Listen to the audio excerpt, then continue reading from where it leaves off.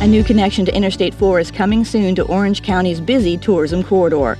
The Daryl Carter Parkway overpass is becoming a new interchange, and the transformation is nearly complete.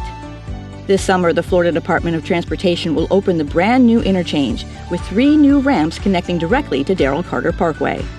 Once the interchange opens, drivers on both eastbound and westbound I-4 will have easy access to Daryl Carter Parkway from 2 new exit ramps at exit 70.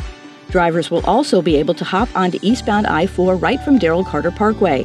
When coming from west of I-4, motorists on Daryl Carter Parkway should keep left to easily access the entrance to eastbound I-4. Giving drivers a new way to access I-4 will help ease congestion at nearby busy interchanges like Apopka-Vineland Road, Central Florida Parkway, and Sand Lake Road.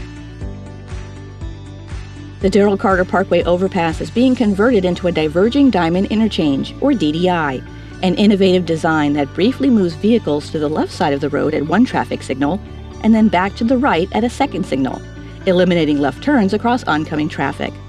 Signage and pavement markings make it easy to follow the lanes. So why a DDI?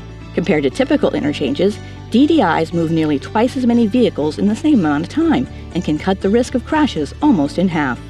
And it's not just drivers who will benefit. New bicycle lanes, barrier-protected sidewalks, and crosswalks will make for a safer and more convenient interchange for all road users, no matter how they choose to get around.